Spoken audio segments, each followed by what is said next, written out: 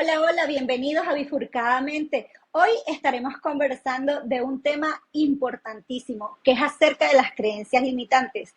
Recordemos que las creencias limitantes nos pueden obstaculizar tanto en la vida personal como profesional, pero para ello tenemos un invitado especial, nuestro amigo y colega Carlos Bracho. Bienvenido, Un Carlos. gusto, un orgullo y un honor poder estar acá en este espacio compartiendo con ustedes.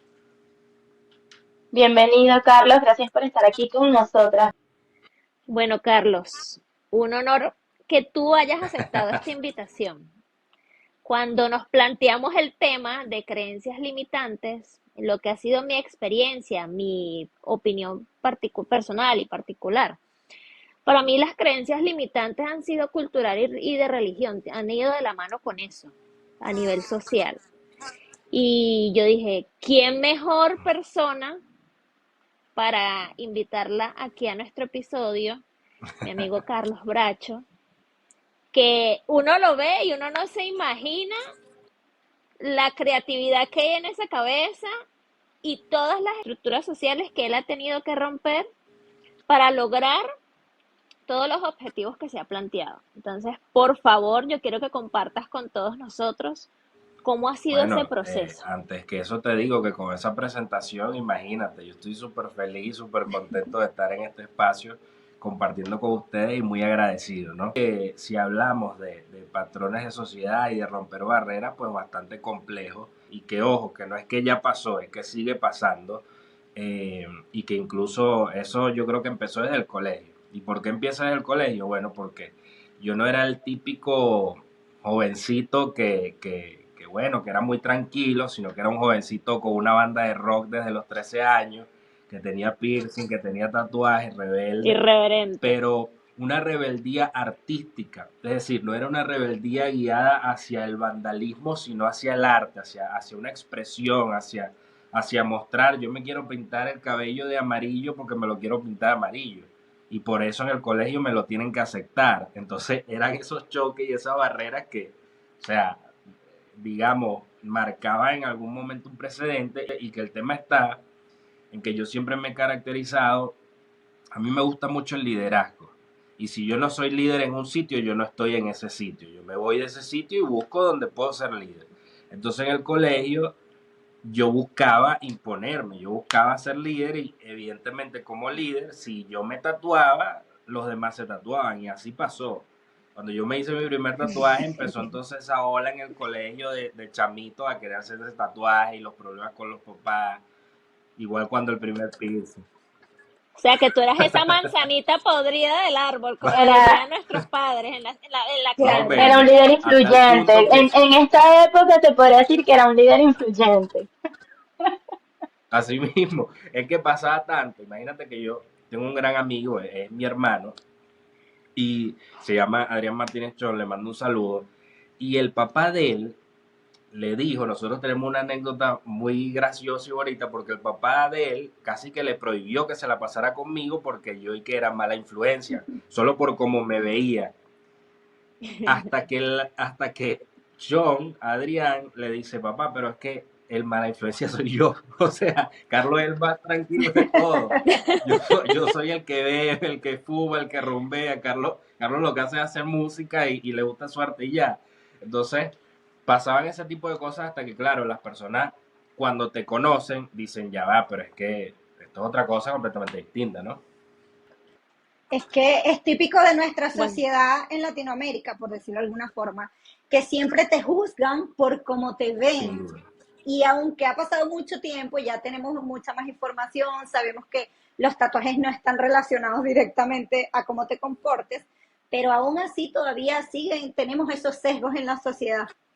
¿Tu mamá qué te dijo cuando te querías hacer este primer tatuaje? Bueno, básicamente, digamos que me puso como que un reto, una prueba de, ¿tú te quieres tatuar? Ok, entonces vamos a esperar un tiempo prudente, que fue un año, básicamente, para ver si de verdad yo me quería tatuar. Si eso no era una etapa que yo estaba pasando, porque me gustaba el rock y toda la cosa, y mi mamá se dio cuenta que no fue que yo esperé un año, era que todos los días durante un año yo estaba de fastidioso, yo me quiero tatuar, yo me quiero tatuar, y le mostraba, yo quiero un tatuaje así, quiero esto así, hasta que hubo un día que digo, ok, ¿te quieres tatuar? Sí.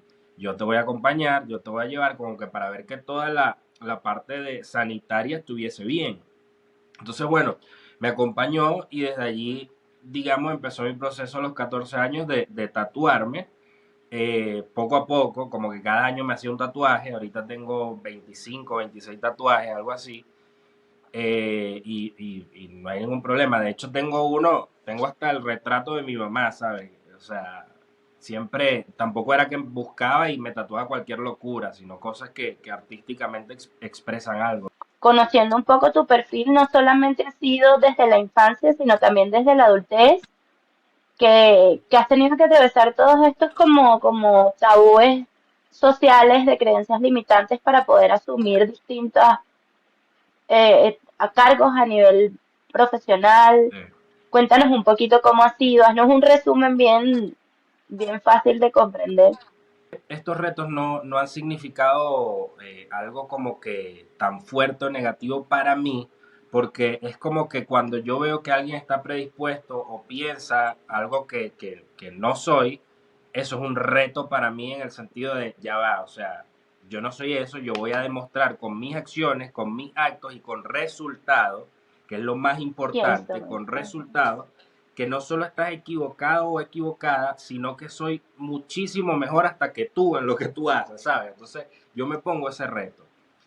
Yo creo que eso empieza en la universidad, yo empiezo a estudiar en la Universidad Católica Andrés Bello, comunicación social, y cuando entro, yo creo que el entender que habían profesores ahí que eran muy exitosos y que básicamente también estaban tatuados, también, no sé, tenían sus proyectos, eso me hizo ver que yo creo que lo que tienes que hacer es estar como que en el lugar correcto, ¿no? Y con las personas correctas para poder encender esa llama y entender que tú tienes que mostrarte tal cual eres. Porque sí, no te niego, hay veces que tú piensas cuando eres pequeño sobre todo, como que bueno, pero será adecuado que yo llegue a esta reunión con unos piercing, o será adecuado que me vista de esta manera, o será adecuado tal cosa. Entonces, yo empiezo en la universidad, cuando empiezo en la universidad, resulta que me hago muy famoso, pero de verdad bastante famoso porque tenía un tatuaje de unas rayas de cebra y entonces la gente me conocía como que me decían, allá va la cebra, allá va el chamo que tiene la pierna tatuada. Para ese tiempo no era normal que la gente se hiciera tatuajes grandes, se hacían eran tatuajitos pequeñitos. Entonces yo tenía ese tatuaje, era muy amigo de la gente y terminé, pero de verdad haciéndome muy conocido, terminé fundando entonces para contrarrestar esa parte que no me vieran nada más como que, bueno, este chamo es el que tiene estilo y está por aquí armando un monche con todo. Yo termino formando el club de historia de la Universidad Católica Andrés Bello en Guayana, o sea, que era como que lo opuesto a lo que la gente podía pensar.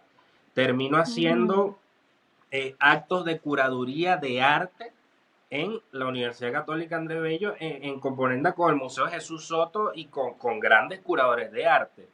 Termino haciendo arte también con el profesor Nelson Galvi en la materia movimiento artístico. Entonces, y aparte de eso, como que para finalizar, termino formando parte de un grupo que se llamaba Paralelo 8, que fue un grupo trascendental en la universidad porque era un grupo que para ese tiempo hacía música y nosotros cantamos y bailamos y eran 17 personas cantando y bailando en una tarima. Entonces era como que ya va, pero es que este pan es demasiado multifacético y anda con un grupo de gente que también es así. Entonces tú veías que lo que empezó a pasar es que habían cambios positivos en diferentes grupos. O sea, chamos que lo que querían era ir a tomar o ir a drogarse, empezaron a querer estar con nosotros, a aprender a bailar, a ir al gimnasio, a aprender a cantar, a buscar meterse en el club de historia, porque resulta que allí estaba la gente más cool de la universidad. Entonces, esas cosas creo que son con las que te ayudan como que a romper esos patrones, a decir, ok, piensa de mí lo que tú quieras, pero yo con estas acciones te muestro que no solo estás equivocado, sino que vas a venir a darme la razón y a decir, yo quiero formar parte de eso, yo quiero estar ahí. Creo que es lo más Claro, importante. era como una enseñanza de que los Rompiste, tatuajes y los piercing no son sinónimo de vandalismo. Exacto. Rompiste totalmente esas creencias limitantes en la universidad, al menos con las personas, que típico. O sea, soy alguien inteligente que puede llegar a lograr grandes cosas y no necesariamente va ligado directamente a mi Exacto, apariencia. tal cual. Mira, Carlos, y conversanos de tu trabajo en el área política, que yo les comentaba a las muchachas que me parecía súper Sí, bueno. interesante eso. No hagamos mención a los nombres de las instituciones, solo lo que ha sido tu rol y también nos comentas de el trabajo que tienes actual, que es el que me parece muchísimo más interesante aún todavía Sí, por el tema de la bueno, religión. con el tema político, creo que al principio fue un choque muy, muy fuerte porque yo tenía el cabello largo, usaba mis piercing, estaba todo tatuado, entonces cuando llego, cuando me llaman a trabajar en esa institución y yo llego como soy, porque eso sí yo tengo, es decir, yo soy una persona que se adapta mucho a los códigos de todo, es decir, si tú me dices hay que ir en traje a un sitio, yo voy en traje, pero voy con un traje que Qué me bueno. identifique, o sea, con el que yo me sienta bien, yo no voy a ir imitando a nadie. Entonces, llego a la entrevista y todo el tema y hubo una persona para el cargo que, esto es una anécdota buenísima y que hasta en clase la digo, para el cargo que me querían contratar, esa persona dice, no, él no funciona aquí, sin haberme hecho prueba ni nada. Él no funciona aquí. Hay otra Qué persona allí, increíble. a la que quiero muchísimo, pero no la quiero nombrar, de que dice, oye, ven acá, porque ya a mí me habían dicho de esa entrevista que no procedía, que no podía entrar en ese trabajo. Oye, ven acá, a mí me gustaría entrevistarte la próxima semana, porque yo sí creo, de acuerdo a tu currículum, que tienes las capacidades para entrar en esta campaña. Era una campaña nacional muy importante. Yo le digo, sin problema, yo vengo. Ojo, a todas estas yo decido asistir porque eran los que mejor pagaban. Para ese tiempo yo tenía dos entrevistas más en puerta. Una en una aerolínea venezolana como coordinador de comunicaciones, que no me gustaba porque tenía que ir con una corbata roja, un traje, una cosa, odiaba eso. Y otra, sí, Irreverente y el otra muchacho. en una, era como que algo más corporativo. Pero bueno, me entrevista esta persona, me contrata de una, es decir, yo hago la entrevista, paso los tres filtros y a la hora me llaman, mira, nosotros te necesitamos aquí trabajando X días. ¿Qué pasa? Que viene esa campaña tan importante, política, de tantos políticos, eran muchos cargos, y yo hice básicamente una propuesta muy ganadora. Para ese tiempo, la persona que estaba llevando, esa persona que les dije al principio Wow. que dijo que yo no servía para eso, estaba llevando la parte digital y lo estaba haciendo mal. Y yo les dije, la parte digital en una reunión, la parte digital no se lleva así, se lleva de esta manera, y nos ahorraríamos esta cantidad de recursos. Y yo creo que la campaña audiovisual debería estar enfocada hacia esto. Hacen todos los cambios pertinentes, nosotros ganamos gracias a esa campaña que yo planteo, se ahorra muchísimo dinero gracias a esa estrategia que yo planteo y lo que termina pasando es que esa persona la votan y yo termino en su cargo. Así es sencillo. Y que, o sea, el que no Exacto. servías eres tú. Increíble. Entonces, eso me llevó a ir escalando muy rápido, pero sobre todo a romper las barreras porque me fui haciendo un nombre. O sea, esto estamos hablando de un proceso de 6 años como mínimo. He conocido muchísima gente que ya sabían de mi carrera, ya sabían cómo me veía yo, ya sabían mi nombre, etcétera, y yo no los conocía. Es decir, llegan y me dicen, ah, tú eres Carlos Bracho, ¿cómo estás? Un honor. Entonces, lo que trato de decir con esto es que el respeto se fue como que fomentando trabajando, con disciplina, con esfuerzo, dando resultados. Sí, sí me costó al principio porque era como que, bueno, la gente no me permitía opinar, la gente no me permitía hacer planteamientos, la gente no me permitía entrar a ciertas reuniones, porque, bueno, no sé, algo generaba desconfianza en ellos, en lo que vieron, que la campaña funcionó, que luego yo lo que hice fue esos recursos que asignaban a ser los rendidores, es decir, había gente que si asignaban X cantidad de dólares, se lo gastaban un día, yo hacía que eso duraba un mes, entonces que mis equipos, era una cosa que los equipos, la gente quería, era trabajar en mi equipo, en mi equipo, en mi equipo, en mi equipo. Ahora ha cambiado un poco, el respeto sigue igual, pero evidentemente por el panorama político que hay en Venezuela, la gente le tiene miedo a trabajar en política, ¿no? Entonces, Sí. ya como que los pocos que quedamos en esto somos las mismas caras, entonces ya nos conocemos de hace muchos años y ya somos como que una especie de institución, cosa que es rara porque yo lo que tengo apenas es 32 años y he hecho campañas que hay gente que dice, wow, a mí me tocó, no sé, 20 años poder hacer una campaña como esa, por ejemplo. Pero bueno, el tema está en que el respeto se ganó, ahí vamos, y eso me lleva evidentemente a que en otras instancias o otros trabajos que tengo, pues el respeto sigue igual. Ahora, sí quisiera destacarles que el patrón que me está pasando, que es bastante raro, que es que como yo hago música desde hace varios años, entonces ahora que estoy teniendo como que esa parte interactiva con muchos artistas famosos de mi país y de los mejores productores también de mi país, es como que cuando hablamos y me ven es normal, pero cuando les digo soy profesor universitario, es como que, ¿qué? Profesor universitario. Si no es que uno te ve y nadie se imagina los trabajos tan serios que Exacto. representas. Entonces ahora el tema Oye, yo es lo sé, contrario. Ahora no es que, bueno, este tipo hace música, sino que tú eres profesor universitario. ¿Cómo es eso? Ese es el tema ahora. o sea, yo de verdad Pero cuéntanos te de veo una ese. persona súper normal, pero debe ser porque igual Esa es la idea. estoy Es que esa es la idea, acostumbrada. normalizarlo. Claro, no, y en mi Sí. caso, o sea, yo veo y digo, pero ¿cómo tanto? ¿Cómo la gente ha logrado ser así con él si yo lo veo? Pero también puede ser que habemos personas que somos más rebeldes que otras y a lo mejor en ese sentido me identifico un poco más contigo, con tus tatuajes. Bueno, a mí no se me ven, pero obviamente si tengo, este es el más Ok, visible. Pero claro, esa es la idea, normalizar tantas cosas que todavía son creencias limitantes o tabú en este momento, después que manejamos tanta información, que el mundo está mucho más globalizado. sí, yo creo que vamos hacia eso. Sí te tengo que comentar que hay algo que me llama la atención, ¿no? Yo soy profesor universitario, como profesor más bien creo, de acuerdo a lo que he visto, que ha sido como que un boom más bien porque los chamos se sienten como que, wow, me está dando clase alguien que está actualizado, que es cercano con nosotros, con el que podemos hablar. Ya Dígame. va, un paréntesis. Eres profesor de una universidad Sí, católica, o sea, que es dirigida por curas, sí, por sacerdotes. para tú poder entrar en la católica como profesor es sumamente difícil, eso es una realidad porque todo, como que todos los filtros están muy bien curados, pero hay algo que es que el que es ucavista cuando se gradúa con esa disciplina jesuita muy marcada, ¿no?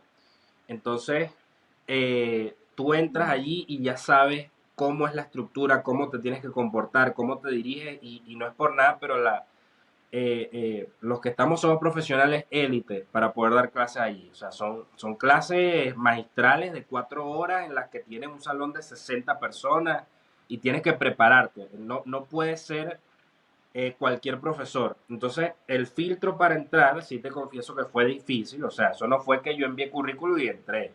Eso fue un proceso de años para poder entrar, ni siquiera intentándolo, Intentándolo. sino que el currículum va pasando por procesos. Tú envías el tuyo y pasa por un primer filtro, después se va a Ok, otro filtro y así va hasta que exista una vacante que se ajuste a lo que tú puedes dar. Entonces, claro, ya yo estoy en un ok. punto en el que doy varias materias. No es como inicié que me dieron una materia para probar y luego que te evalúan es que ven si te dan más o no. Ya yo doy varias materias, pero lo que pasa en este momento es que, si bien es cierto, no me costó, si bien es cierto, más bien a ellos les encanta que nosotros podamos mostrarnos tal cual como somos, la realidad es que yo he visto un cambio trascendental en, en, en, en los alumnos y en la juventud. ¿Por qué? Porque cuando yo empecé, siento que eran mucho más abiertos, ¿sí? Siento que eran personas muy abiertas, que tenían otra visión. Ahora me ha pasado, sobre todo después de la pandemia, que los alumnos son mucho más cerrados. Es como que un profesor con el cabello azul, eso no puede ser. Un profesor que viene y me habla tan cercano, es como que raro. Entonces, eso a mí me está generando un choque porque más bien yo trato de decirles, pero muchachos, estamos en el nuevo tiempo, o sea, ya esto cambió, ya la profesión no es tan rígida, ya, de hecho, yo mandé hace par de semestres no, par de días, una actividad y era una actividad en la que no pedí código de vestimenta. Hay actividades para las que tú lo pides, pues es que un traje, una camisa, no pedí nada. Y me sorprendió que muchos alumnos se lo tomaron como que, bueno, pero esto es así, o sea, muy a la antigua. Eso, claro, eso fue un punto a favor porque eso me llevó a decirles, chicos, pero es que las comunicaciones en Venezuela son de una manera, pero en el mundo son de otra. Y como nosotros nos debemos manejar, es de esta y esta. Entonces, ahora me toca reeducar a muchos alumnos para que entiendan que pueden ser ellos, que pueden ser más abiertos, siempre y cuando hagan las cosas bien, profesional y con respeto. Digo que es la generación del cambio, porque, por ejemplo, ahorita que tú mencionas lo de los alumnos que marcan distancia o que se les puede parecer extraño el trato tan cercano y directo de tutear y no el de usted, a mí Exacto. me ha pasado con mi hija. Las profesoras enseñan a la niña que las llamen por su nombre y no que las llamen de usted. Ojo, esto no tiene nada que ver con faltarle el respeto ni nada, sino ser más cercano para que los niños puedan expresarse abiertamente con sus emociones, para que se suelten, para que interactúen. Entonces, Exacto, tal cual. En ese sentido, después de la pandemia, ¿sientes que hubo especie de un retroceso a nivel de Sí, un relaciones retroceso y desde todo interpersonales punto con de los vista, un alumnos? retroceso incluso también emocional. Ahora los alumnos es más, muchísimo más la cantidad de alumnos que tienen esa ansiedad, esa depresión, el miedo. O sea, hubo un cambio radical, pero impresionante, impresionante. De verdad que incluso todavía, ve que ya la pandemia lleva su tiempo, digamos, y todavía cuesta adaptarse a eso. yo creo que tiene que ver mucho el tiempo, duramos un año Bueno, encerrados y muchas familias empezaron a conocerse en ese año encerrado y de hecho muchos tomaron la decisión de separarse. Cuando también tienes a mamá y un papá que no se llevan bien o no se saben comunicar, en la casa la cosa se volvió tensa en ese tiempo, conozco muchos matrimonios que se dividieron en ese entonces, muchos hijos que se fueron del país después de que pasó lo de la pandemia. Yo creo que lo que llaman la generación de cristal, que no es de cristal, es de despertar conciencia y validar emociones. Porque antes todo se normalizaba de que no, que a mí me criaron de esta manera y no me pasó nada. No, todos tenemos nuestro niño herido interno. O sea, es mentira de que no, a mí no me afectó, sí, sí afecta. Sí, claro, por supuesto. Me parece súper interesante esa visión que él planteaba, donde, o sea, tú trabajas con una estructura, como decías tú, dentro de una institución que tiene unas estructuras bien establecidas, donde incluso la gente ya cambia de actitud al ingresar, al ser parte de esa, como de esa institución. Es como, mira, ya yo sé que pertenezco aquí, me tengo que comportar de esta manera y tengo que hacer estas cosas. Y por otro lado, entonces también lidias o tratas de enseñar todo lo contrario, ¿no? De enseñar que realmente lo importante es de qué estamos constituidos y qué le queremos aportar al mundo, independientemente de cómo nos veamos físicamente. Entonces, o sea, o sea, ¿cómo haces para obtener un balance entre esas dos cosas?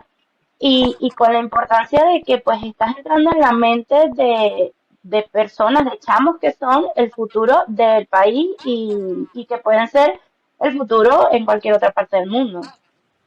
Sí, toca un tema importantísimo, porque justamente yo empiezo a dar clases porque quería en algún punto aportar algo que generara un cambio y no sabía desde qué espacio hacerlo. La gente me decía, no, pero es que ya tú trabajas en política y eso es un cambio. Y yo no, lamentándolo mucho no, porque en la esfera que yo trabajo es tan alta que genera cambios dentro de los políticos, pero no en la sociedad, lamentándolo mucho. Entonces, a mí me tocó, yo identifiqué cuando, sobre todo cuando tenía mayor grueso de trabajadores, yo tenía en total 20, 25 personas que estaban a mi cargo y yo agarraba muchísimos profesionales de la católica e identifiqué que algunos no estaban tan bien preparados como yo pensaba, ¿sí? Entonces dije, bueno, una manera de poder aportar es buscando, dando clases en la católica. Era algo incierto para mí, yo no sabía lo que era dar clases, cómo iba a ser. Siempre supe que era como que un buen orador, pero de eso, a preparar una clase, darla y causar un efecto es otra cosa muy distinta. Bueno, entro y me apasioné desde el primer día con esto. Pero el tema está en que hay algo muy importante que tiene nuestra universidad, que es que es esa frase que a mí me encanta y que la tengo hasta en mis redes, que reza de la siguiente manera: en todo amar y servir. En todo amar y servir. Eso esa es nuestra premisa inicial y final y para todo. En todo lo que tú vayas a hacer, debes amar y servir. Entonces, ¿qué pasa? Que cuando tú haces las cosas con amor, esas cosas por lo general salen bien. Y sobre todo si estás preparado o preparada para hacer eso. Entonces, yo lo que hago es que le muestro a los chamos que ellos pueden ser ellos mismos, pero nuestra sociedad tiene reglas, nuestra sociedad tiene instrucciones, o sea, hay leyes establecidas. Entonces, lo importante es que seas tú y que hagas lo que tengas que hacer, pero sin romper esas reglas, sin romper esas leyes. Ah, que hay imposiciones que me afectan a mí como ser humano, eso es otra cosa, y contra eso sí deben luchar. Pero el tema está en que considero que la católica ha entrado en una nueva etapa desde hace muchos años, en la que está siendo muy inclusiva, en la que está más bien promoviendo una mentalidad mucho más abierta en los profesionales que tenemos. Y eso lo que está llevando es a que los profesionales que tenemos estén generando cambios dentro de nuestra Nos sociedad. gustaría que nos contaras cómo ha sido ese choque cuando le dices a las personas, no, yo soy profesor de la Universidad Católica y al mismo tiempo eres músico. ¿Cuál es esa reacción? Lo que pasa es lo siguiente, ¿no? Como son dos mundos muy diferentes, bastante distintos, entonces hay gente que me conoce solo como cantante y piensa que solo hago eso, y hay otras personas que me conocen solo como profesor y otras solo como consultor político.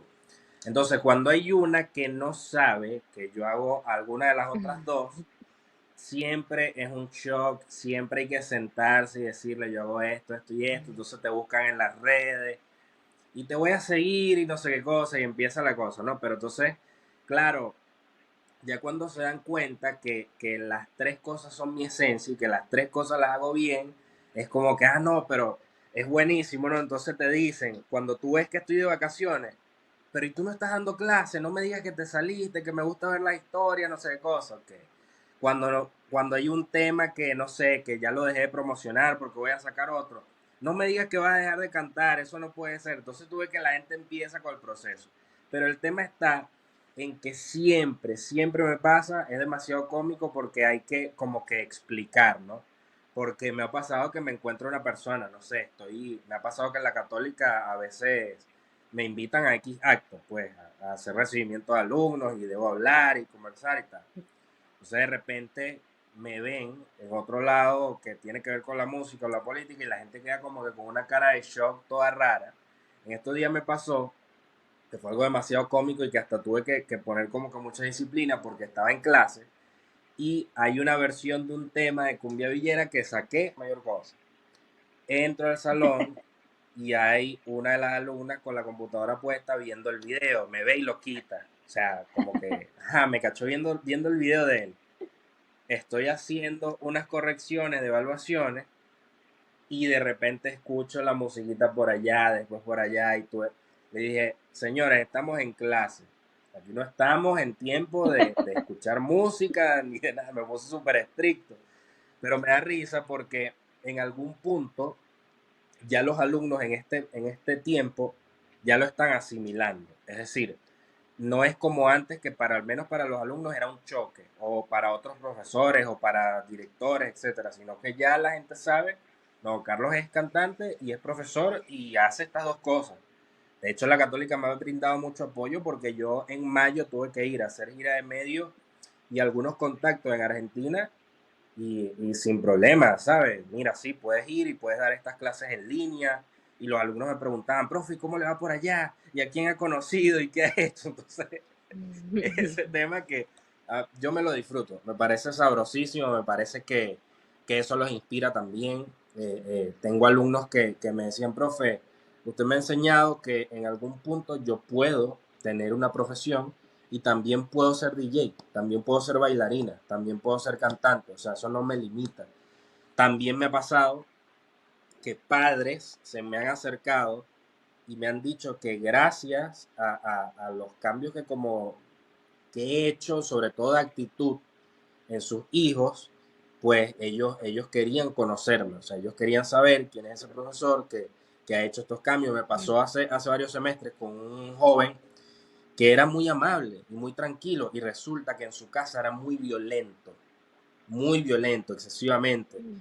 No encontraban cómo tratarlo, psicólogos, psiquiatras, no encontraban cómo tratarlo hasta que él entra en mi clase. Entra en mi clase, yo nunca lo identifiqué como una persona violenta para nada, pero sí, yo siempre soy de darles mucho aprendizaje, muchas vivencias, de escucharles sobre todo.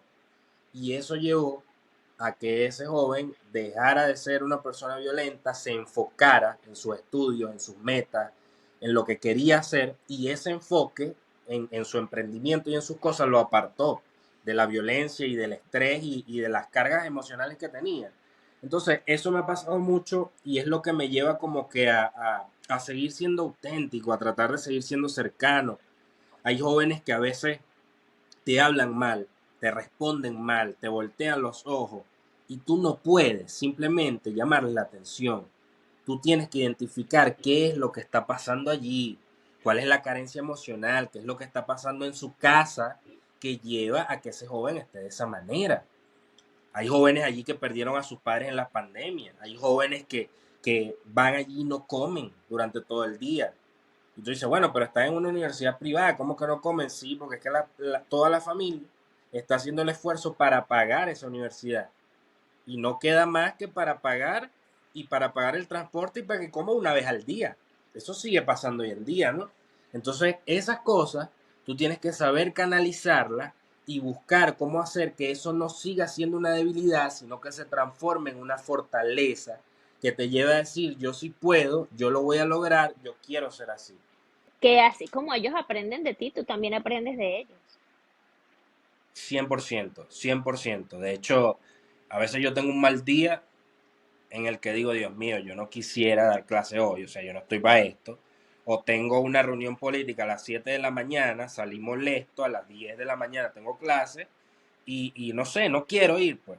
Llego y ya, se me fue la molestia, cambié, pasó algo con algún joven que tú dices, bueno, Dios mío, pero pobre Pero muchacho. con lo que decías, me haces recordar un pequeño hábito, porque no es una frase, es un hábito. Recientemente me estoy leyendo el Ok, libro de hábitos atómicos y en una de las partes él explica que cuando nosotros queremos hacer algo, establecer un hábito y hacerlo público nos ayuda a que nosotros mismos, contra nuestra voluntad en esos días en que estamos así con las energías bajas o con el desánimo o con algunas otras emociones, lo tenemos que hacer porque es público y notorio. Entonces tú te has propuesto de forma pública demostrarle a todas las personas que es más importante lo sin que duda. somos que lo que ellos ven. O sea, me acabas de enseñar la manera práctica de establecer ese hábito, claro, de una forma demasiado contundente, pero me encantó y lo dejo por aquí para que los que nos escuchen, pues si les sirve, lo analicen un poquito y tratemos de practicarlo todos. Me encanta, excelente. Muchas gracias por haber aceptado la invitación. Me encanta que hayamos compartido esta conversación, que siento que hoy te conozco más. Agradecidísimas que hayas compartido tu historia con nosotras. De verdad que es una historia para contarse. Felicidades por todos tus éxitos, que sigan así. Y bueno, eres un ejemplo a seguir totalmente. Decirle a la gente que nada tiene que ver nuestra apariencia con nuestros conocimientos y nuestra forma de ser. Eso es ser un verdadero influencer, promover valores en la sociedad. Es así. Bueno, muchas gracias. Déjennos sus comentarios, dennos like y síganos en todas las Claro que sí, y plataformas. recuerden que ustedes eligen su destino. Bye.